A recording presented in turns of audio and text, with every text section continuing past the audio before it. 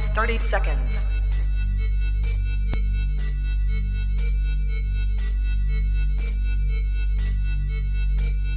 T minus 20 seconds.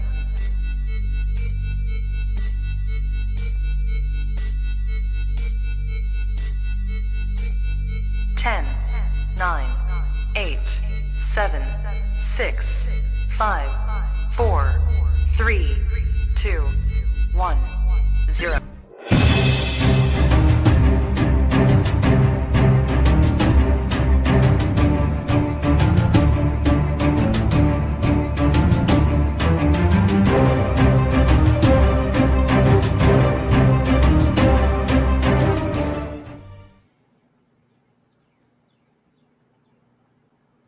Good evening to another candid conversation with your host Craig. Man, I got an awesome guy today that I'm interviewing. Man, I look up to this man. Listen, I ain't have a dad, man, but if I could put together and piece together somebody who I want to be a father, Willie Durham would definitely fit the mold. And I'm being totally honest and totally transparent. So thank you, Willie Durham, for being my guest today. Let me share this. I want to show you guys something to get started so you can know what Willie Durham does. Hey, Rogers, look, I'm you. Jake from State Farm. You couldn't find a stand-in who looked anything like me? Have you seen mine? It's like looking in a mirror, right? Now that one makes sense. Look, guys, I don't even have a stand-in. Of course you do. Hold on, is that Drake? That's right. Drake from State Farm. Like a good neighbor. Like a good neighbor. Stand-ins don't have lines. Oh, okay. Like a good neighbor, State Farm is there.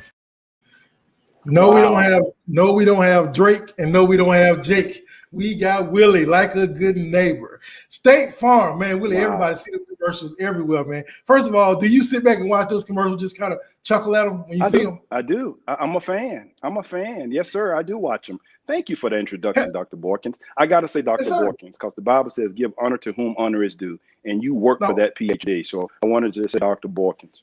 Well, I appreciate that, sir. Thank you so very much. Okay, so Willie, we're going to get started. We already got the audience coming in.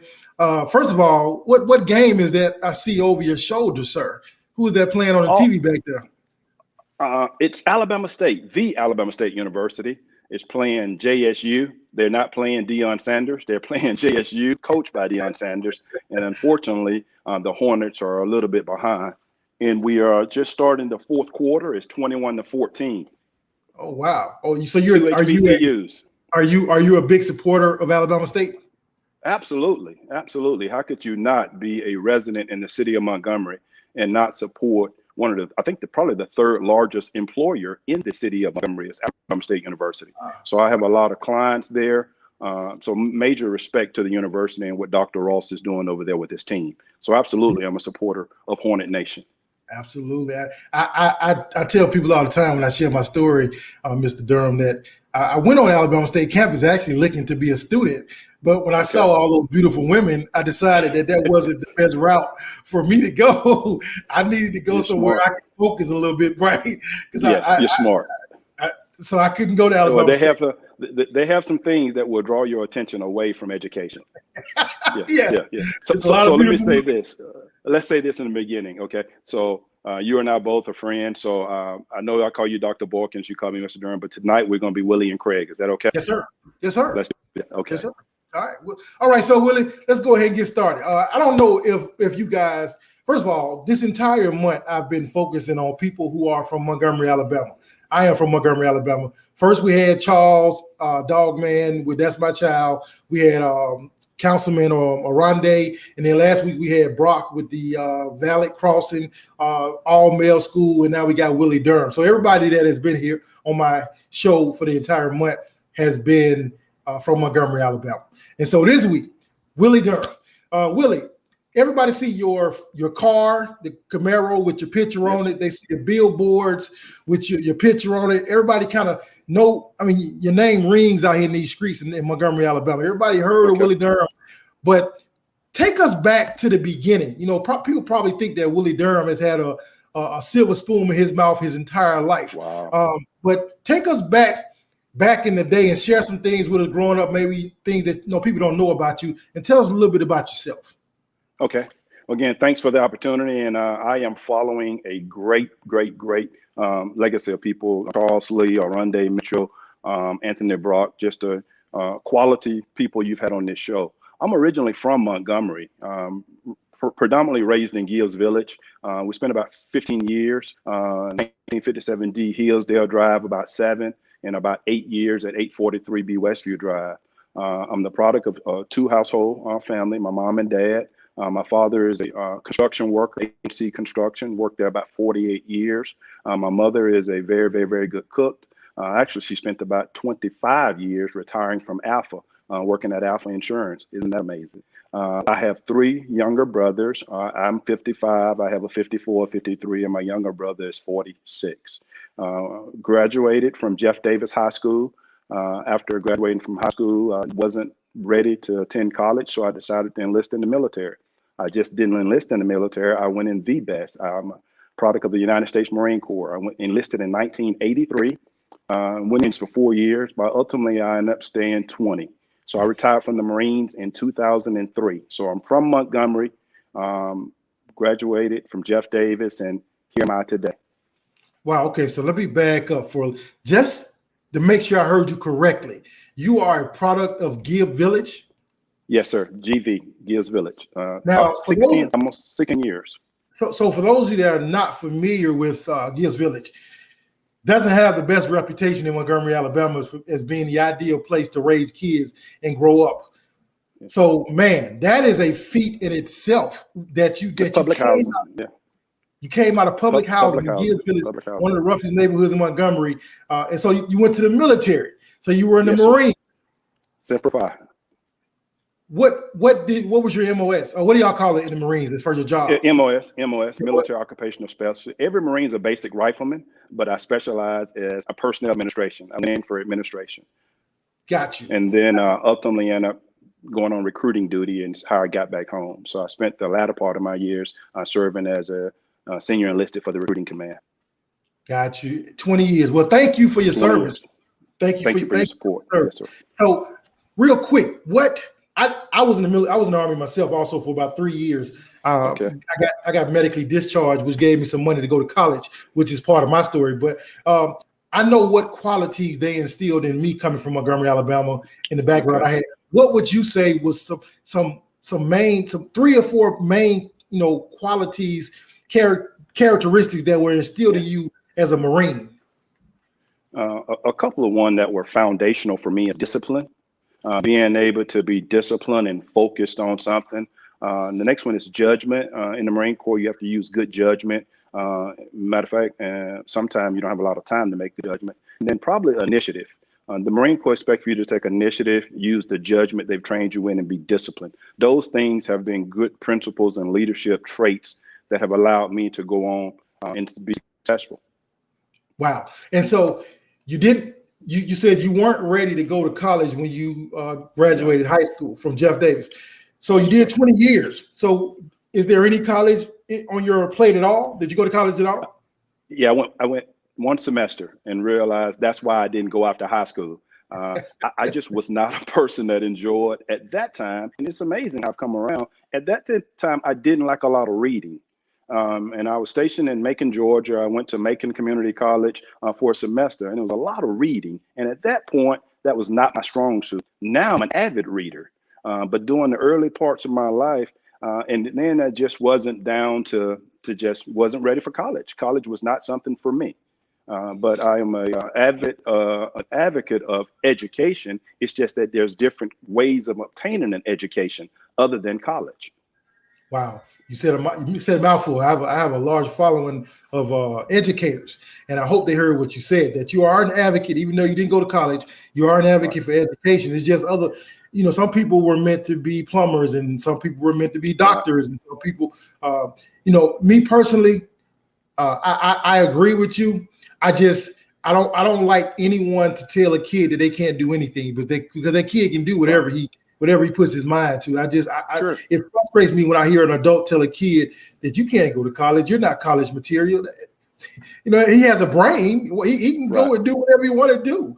But anyway, all right. So let's move on to your faith. I don't know if many people know this, but Willie Durham. Listen, I've had countless where I was going to a school in Birmingham and I was asking people for help because I wanted to buy pizzas for the kids. And Willie Durham called me one day and said, "Look, Craig, come by my place of business. I want to be able to help give those kids some pizza." Like, I ain't even ask him. Like, he's a volunteer. He is a servant at heart. So first of all, Willie, tell us about your faith. When did you get saved? I guess I should ask. When did you get saved? When did you get into church? And how does that affect what you do for Montgomery, Alabama, when it comes to servanthood? Because you're a big servant. Well, and I like the way you phrased the question, when did you get saved and when did you start going to church? Because those things are not the same. I went to church early on, but I didn't get saved till later on. I got stationed in Okinawa, Japan. And that's when I really, truly had a conversion. That's when I truly accepted the Lord as my personal Lord and Savior. I had been attending church, but until I went to Okinawa, Japan is when I really got him in my heart. And that has made all the difference from that point on. That was in 1986 when I got saved. Part of me willing to give back and do as much as I can is because of grace. And I realized the grace that has been extended unto me. And the second commandment was to love thy neighbor as thyself. No pun intended, I'm a good neighbor. But I love my neighbor just as I love myself. And if I want to do good to myself, I want to do good to others. And I think that's part of our Christian faith, is to put it in action, is to whom much is given, much is expected, or another version say much is required. So I've been blessed with a lot. And if I have a lot, I need to be able to share and see it into others. And that's why I do it. It's because people rather see a sermon than hear a sermon. It's easier for people to just talk. But I wanted my action speaks for me. And that's why I tend to give like I give. Wow. Awesome. Okay. So you 20 years in, what did you retire as? What was your rank? I was an E8 and I was really close to E9. I had been an E8 for 4.5 years. I was promotable to E9, but my beautiful bride, my wife, Terry, we've been married for 37 years this August. She thought it was time that we retire. So we retired as an E8. Wow. Awesome. And so how did you get into insurance? Insurance has this stigma about it. It's kind of like the fallback job. No disrespect. Right. I know that this is what you do. Sure. A lot of people look at like, man, I can't get nothing else. I'm just going to go in. How did you get into insurance? Yeah. So my wife, Terry, at the time we were serving on recruiting duty, she worked as a underwriter for a regional carrier here, Southern Guarantee. And she interacted a lot with different insurance agents. And so at the end of my career, when it was time to retire, she said, "Baby, I think you should consider insurance." The things I told you earlier on, I was disciplined, I had integrity, I was focused, I had leadership skills, things that she think it took to be successful as not only an insurance agent, but a small business owner. So with State Farm, I'm not just an insurance producer, I own a small business. Being able to lead people, motivate people, have people do the things you want them to do, even when you're not there, which is very difficult sometimes. But those things, the skills the Marine Corps gave me an opportunity to have my own business. So I'm not just an insurance salesman. I'm a small business owner that market and provides insurance products. Wow. Okay, so tell us some of the things that that falls under the umbrella when it comes to State Farm and what what falls under your umbrella when it comes to insurance as far as State Farm. Tell us some of the things. Well, State Farm is one of the largest property and casualty companies in America. So everybody knows State Farm provides homeowners insurance, auto insurance, renters insurance. But we focus on providing life insurance because during this COVID-19 pandemic, we've seen so many people die without life insurance. So we focus on life insurance, long-term care, disability, short-term disability, long-term disability. We have banking products. We do credit card, vehicle loans, home equity loans. And I used to do mortgages. I don't do it anymore, but we're a full service agency. We can take care of you from the cradle to the grave. Wow. Has the premiums went up because of COVID? That's a very good question. State Farm, again, being the largest property and casualty company in America, we have the largest rebate to our customers during the pandemic. State Farm gave back over $2 billion to customers because they were not driving, a lot of people working remotely. So we actually had a rate decrease and gave customers some relief during the pandemic. So our rates are very competitive. We think that, the things that we provide, the value we provide, the service we provide, we think that we have a premium to match the services that we offer. So the best way to find out is to call and get a quote. always selling. Hey, I'm nothing wrong with that. I'm actually a customer of Willie. So I was speaking to Willie one day, and this candid conversation, I'm just going to be transparent. Yes, I was speaking to him, and I thought to myself, like, this man always supports me when I, whether I ask him or not. And here I am giving my money and my business to someone else. And so I took mine and brought it to Willie, like, support him. He supported me, so I support him. So definitely support him. Now, Willie, this is candid conversation. So let me ask you a tough question. And this is not to disrespect anyone, but when you see a GoFundMe on Facebook, how does that make you feel? Wow. It really, really, really bothers me because one, those people are in a position where they need help at that time. They really do. But many times we see people that choose not to buy the service they need.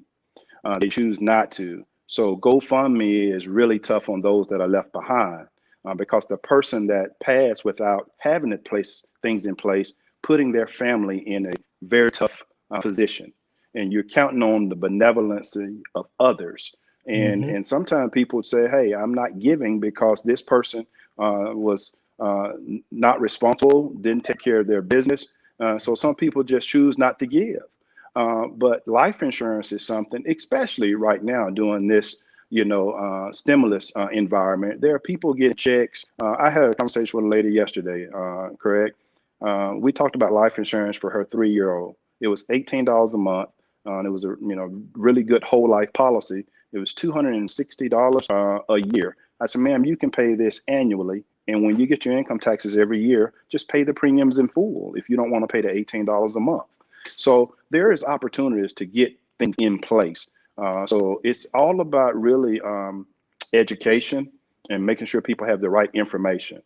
Because when my parents had insurance, the policy man would come around every Wednesday and knock on the door. Mom had a policy that would hang up on a nail on the wall. And those were burial policies. They weren't life insurance. Our people need life insurance. So to ask me how I feel about GoFundMe, I am really, really torn when someone dies without life insurance and have to count on the community to bury their loved ones. That's a very difficult position to put them in.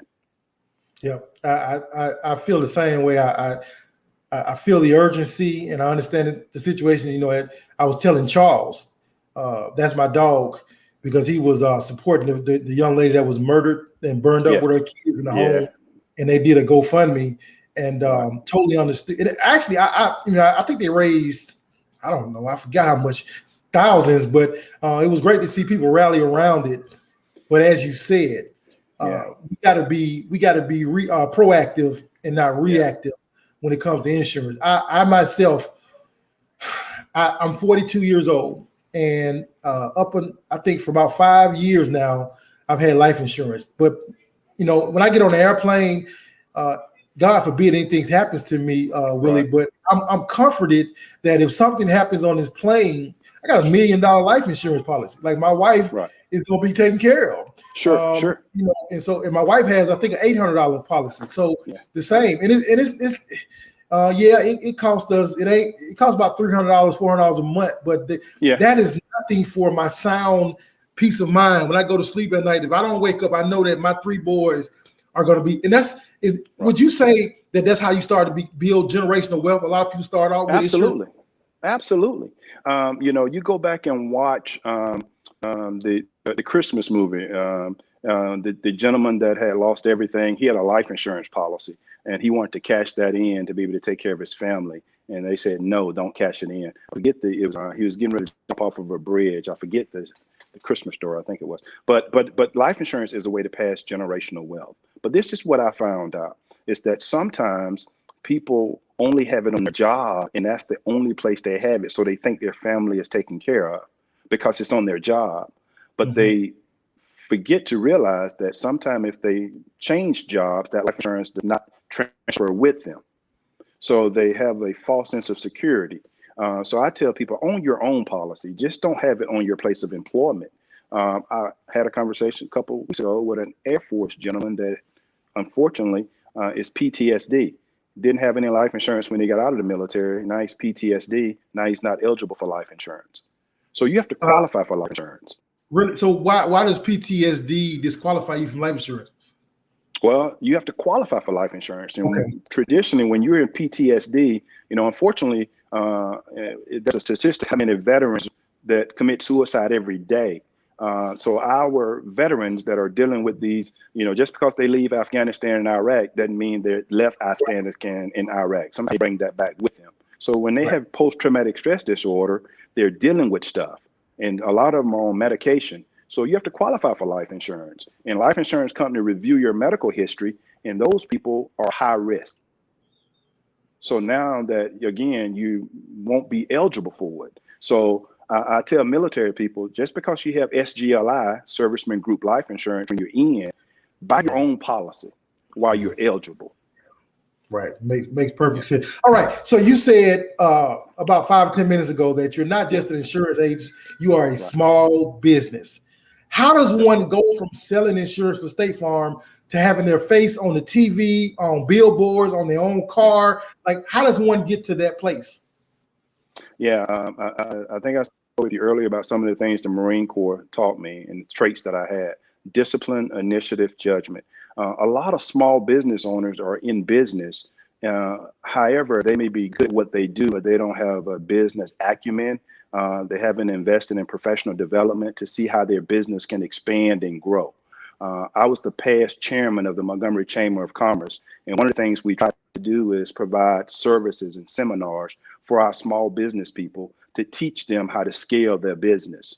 And a lot of times we come from backgrounds that our parents did the best they could for us. You may be a great mechanic and you want to own your own mechanic shop, but you don't know the principles of being a small business owner. So I was able to get a mentor. That's something that Anthony Brock is really big in. We need business mentors, people that can help us go beyond what our level is or belong our knowledge. So I have a mentor that is in Houston, Texas. Everything is bigger in Texas, right? So ain't Jake, State Farm, is it? No, it's not Jake or Drake, but I got someone else that's doing it to a lot bigger scale than me, that we talk about, strategize, and we talk about plan. We talk about what they're doing in their marketplace, because there is life outside of the Gump. There is life outside of Alabama. So we sometimes, again, having a business mentor, having a business coach, having someone else that can help you think outside of what you're comfortable with.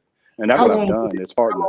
Did it take you to get there from selling insurance to having your own? Well, I came in as a small business owner. Yeah, State Farm has a different kind of process where you kind of like an owner operator, but it's a different process. That's what I came into. Yeah, I came in the door as a franchise owner. And how many people do you employ right now? 5. I have 5 people that are very, very, very good at what they do, and I'm thankful and blessed to have them. They help me every day grow, and my wife is my office manager, and she's a part of the company, and she's the business person that got me into this. Again, she was a underwriter for a company. She had the vision about this, something that we could do, and this is our 17th year. Wow. So do you have a lot of turnover? I don't have a lot of turnover. No, people enjoy what they do here. But you do have sometimes people think the grass is green on the other side, and they tend to go over and realize it's AstroTurf, or it's a lot of fertilizer that's keeping it growing. But we don't have a lot of turnover because I think I try to pay people fairly. I try to treat them right, and I try to be patient and kind and understanding with them. So no, we don't have a lot of turnover at all. We're growing. Thank God we're growing. So we are I'm in the recruitment process now. So if someone was wanting to work for you, what would they need to do? Just come. Well, yeah. Nobody works for me. Everybody works with me because it's a team. So it's a way that we kind of look at things. We're together. But on my website, williedurham.com, at the bottom of it, there's a tab that says I'm hiring, and they kind of go through and put their resume and answer some questions in there, and the information will come, and we'll kind of weed them out and see if they have what it takes to be a part of the Willie Durham experience. Wow. So now you said you had a mentor in Houston. Yes. Have you taken on that role of being a mentor for someone else that's in the company? I have. I have several people that reach out to me, and we talk monthly. And so I do make myself available because I realize that, we can't pay it back to those that helped us, but we can pay it forward to someone else. So I believe in the principle of paying it forward. So absolutely. I have people that I mentor, not only in the insurance business, but I have people that I just mentor that are in business, and I'm sure some of them are going to be watching this too, that know of our relationship, that we talk and we have lunch monthly, every month. Wow, absolutely amazing. And so, wow. So now, businesses, what type of insurance do you have for individuals? Because I didn't know that there was business insurance. I have my limit. I think my limited liability, because when I go in schools, I got to have $1 million. Right. What type of insurance is available for individuals who have businesses like mine? It ain't just life insurance that you guys offer, right? No. That's a very good question. Businesses need general liability insurance. And also there's errors and omissions insurance. There's different types of insurance for different risks that you face. So it depends on what type business you is, depending on what type exposure you have. But we do specialize in general business insurance as well as errors and omissions insurance. We do bonds for businesses as well. So we're a full service agency.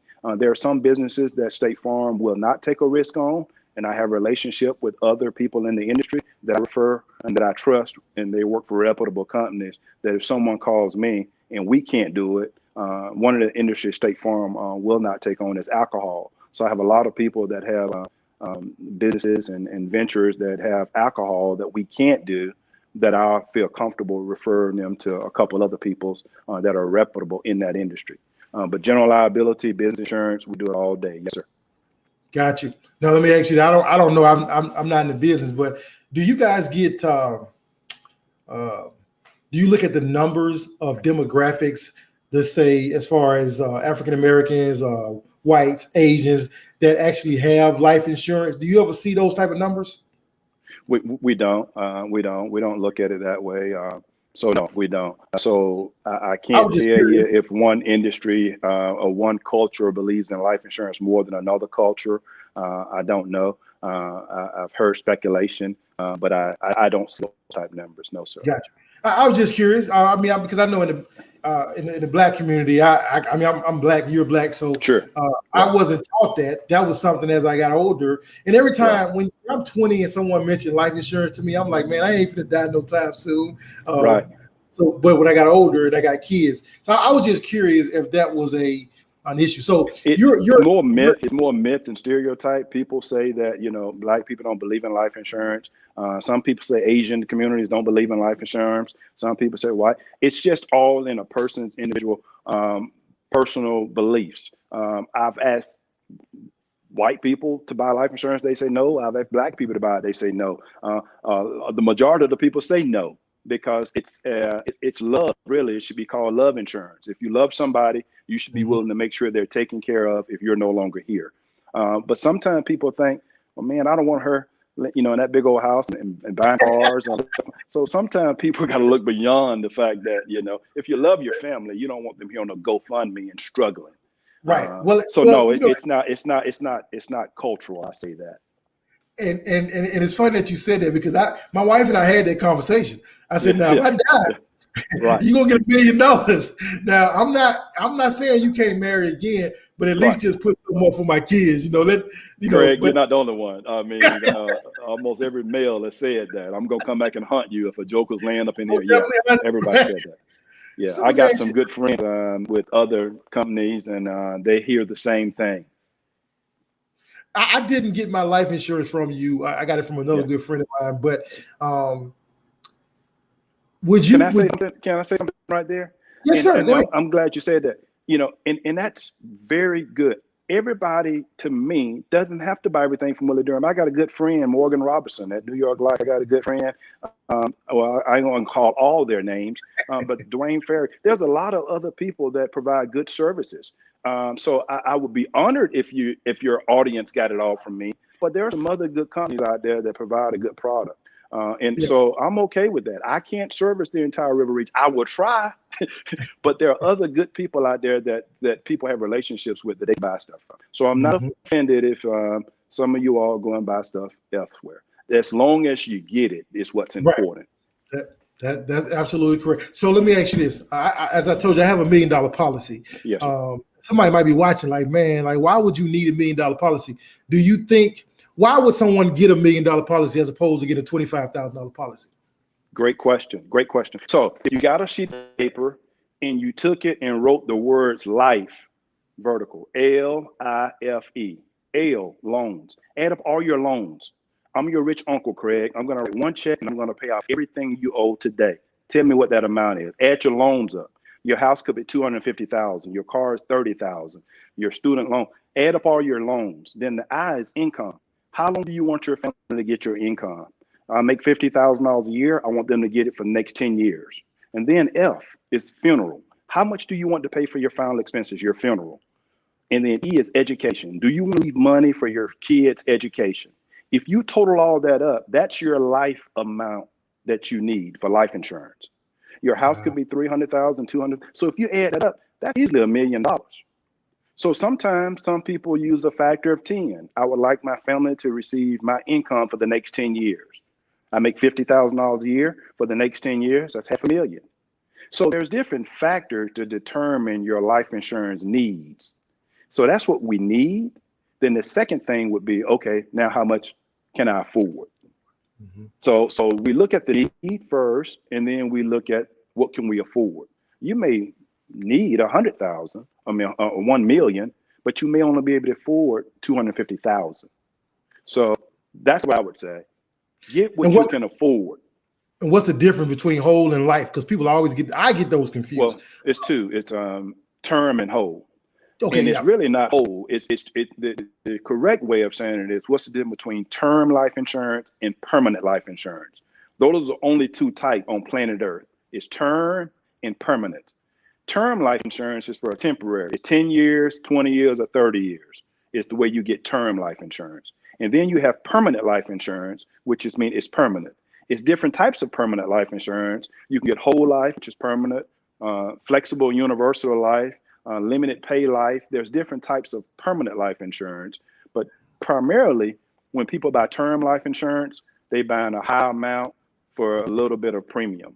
And then if they get permanent life insurance, they're getting something that's going to cover them until the good Lord's called them. So those are the two types, term and permanent. Which one do you recommend? Permanent is whole. Or the one I recommend is the one that you can afford to keep. Because if you buy a permanent life insurance, it's $400 a month, and you can only pay that for 6 months, and then you start saying, you know what, Willie, I can't afford this. So get what you can afford to keep. And that's the major point is get what you can afford to keep. Now, term life insurance is temporary, but at some point, we all need a form of permanent life insurance, even though the death benefit may be reduced. So if you have $1 million term and it's for 30 years, Craig, you bought it when you was 40. At 70, your policy is going to be over. There's a great chance you're going to be living beyond 70. So you want to have some permanent life insurance, even though you don't have the whole million, right? Because your house is paid for, you've saved very well in your 401k, your kids are grown and at your house, your cars are paid for. You don't need $1 million when you're 70, because now you're leaving them assets. But you still need some form of permanent life insurance to take care of your final arrangements and, to give a little money to them. So you're trading your time for assets at that point. Got you. Now, I have a lot of friends that do what I do, that's professional speakers. We don't have 401ks. What can we do to start putting some money aside? What do you guys, what is that called? There are a lot of people that I know, and you and I both know, that offer investment products. Everyone needs a Roth IRA. There's plenty of people that I know that can help you with a Roth IRA. If you're self-employed, you at least need to have a Roth IRA, taking advantage of that. So there's plenty of people that are watching this live and that you and I know, and if they need assistance, I can help them with a Roth IRA. You should be putting money aside because the market is constantly going up. When President Obama came into office in 2008, the stock market was at 9,000. Right now, it's over 32,000.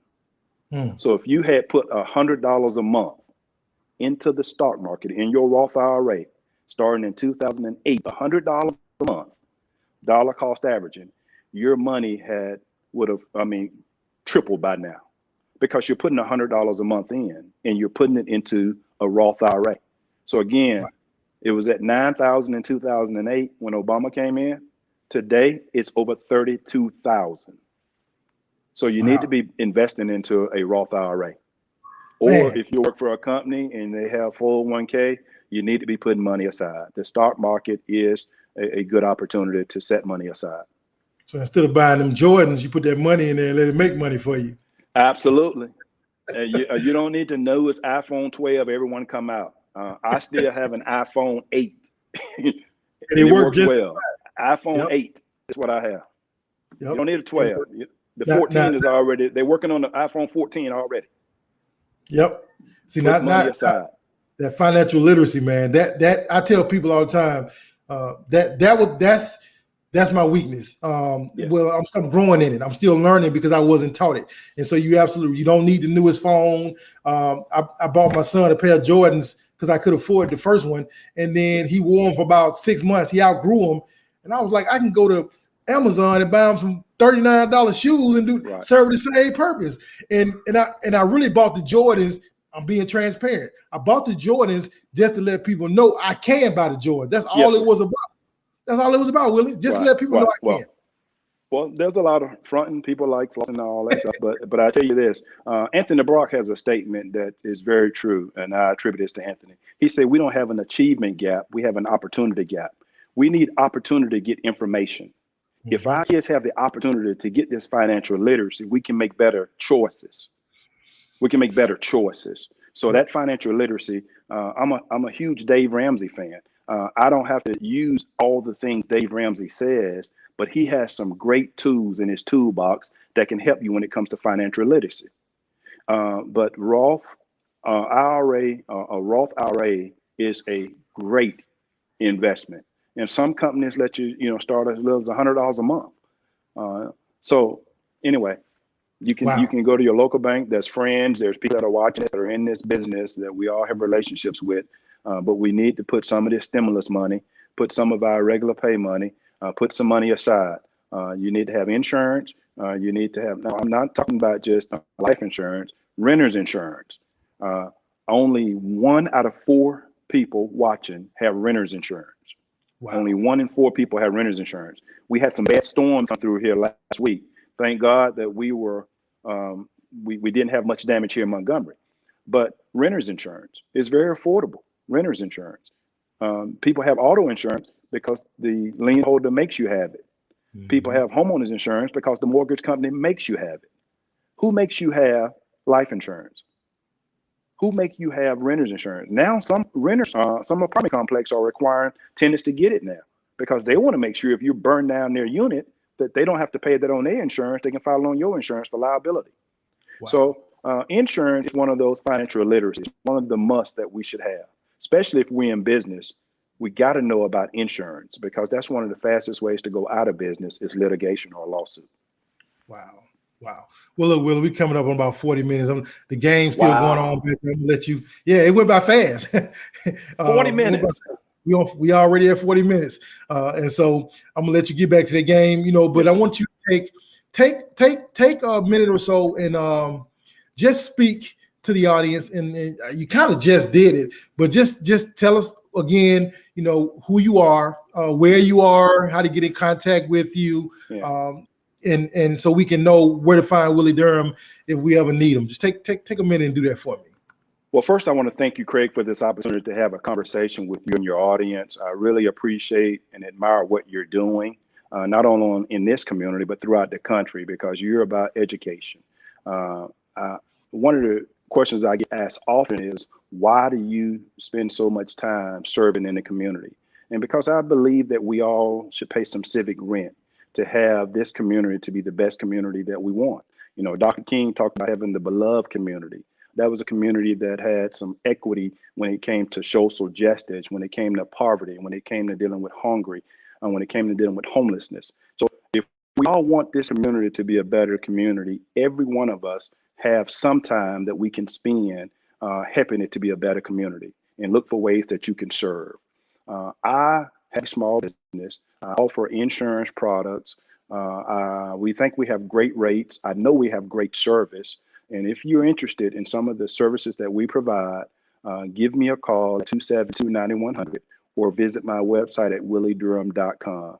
The way we are able to provide resources to the community is because we have a business, and people, thank God, choose to do business with us. And then we can in turn be able to be a blessing to the community. So I thank you, Craig, for this opportunity. And I appreciate what you're doing also, and being a good neighbor. No, seriously, thank you, Willie. Again, man, it's only a couple men that I have in my life that I would give that honor of saying I wish I had a dad and a father just like you, man. So God keep bless doing you. it. No, thank you. Keep doing what you're doing. Again, Yes. I took my service from someone else and Yeah. brought it to Yeah. Willie. And I've been nothing but happy. I was mad because Willie, I wasn't dealing with him personally. I want to talk to the Yeah. man. I Thank got you. one of these other Yeah. people. No, I'm just joking. Thank you. Thank you. But, Thank you. Hey, Willie, can I say this, Craig? Yes, sir. Go ahead. I don't want to get in trouble before I leave, but one reason I'm able to do the things I do in this community is because I have a very, very, very patient, loving, and understanding wife. I've been married 37 years to my high school sweetheart. You asked me about my beginning. She's a poet. She graduated from Lanier, and I graduated from Jeff Davis. But she's been my soulmate for the last 37 years.